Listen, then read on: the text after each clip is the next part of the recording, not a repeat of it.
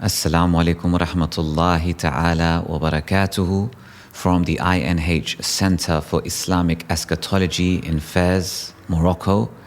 And I'm happy to present Sheikh Imran Hussein's work explaining Israel's mysterious imperial agenda as an audiobook. And before that, a short essay from the same book entitled Gog, Magog, and Jerusalem.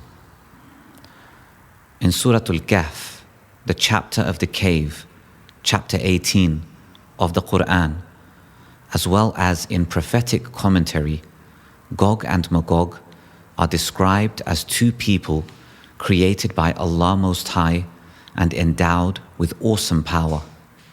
None but I can destroy them, said Allah.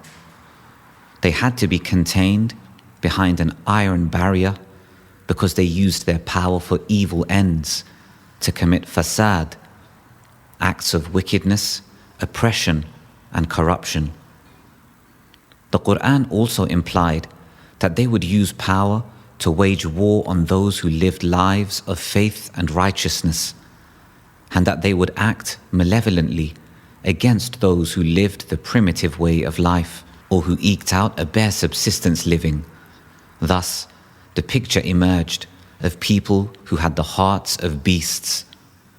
The Quran went on to inform that when the last age commenced, Allah would bring down the barrier, and Gog and Magog, who are a major sign of the last age, would be released into the world.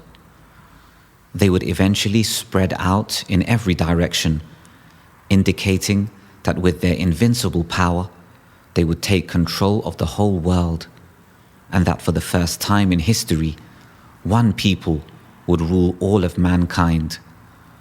But since that world order would witness oppression and war on religion, it would be in total conflict with the heavenly order above. No believer could possibly be comfortable with mainstream society in such a world.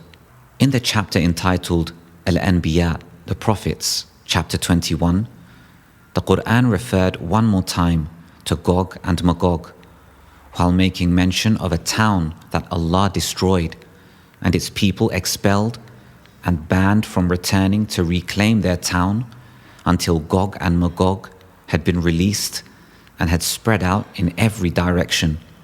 Those whose spiritual vision is illumined by light that comes from Allah Most High can recognize both the town and the Gog-Magog world order. That light gives them the capacity to penetrate the internal reality of things. The town is Jerusalem. Allah Most High destroyed that town and expelled the Jews from it. They were then banned from returning to it to reclaim it as their own. Today, they have returned and have reclaimed it as their own, but they have done so while riding the backs of an essentially godless people whose power is such that they have taken total control of the whole world, and who relentlessly use that power to oppress mankind and to wage war on Islam in general and on Arabs in particular. From the time of medieval Euro-Christendom to the age of modern secular Western civilization, Europe has progressively displayed the characteristics of the world order of Gog and Magog, and has also fulfilled their basic mission. European people in Europe, North America, and in the Holy Land today control the whole world. They use power to oppress and to corrupt. They liberated the Holy Land and brought the Jews back to it to reclaim it as their own.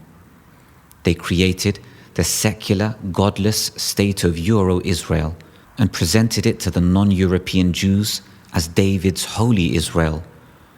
It is an indication of the utter spiritual blindness of the non-European Jewish people that they allowed themselves to be deceived and led down the road to their final destruction by Gog and Magog.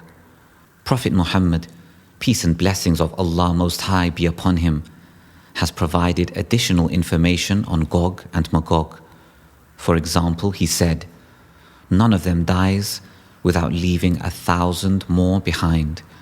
And so the reality of contemporary globalization that is taking mankind to the greatest slavery of all can now be understood.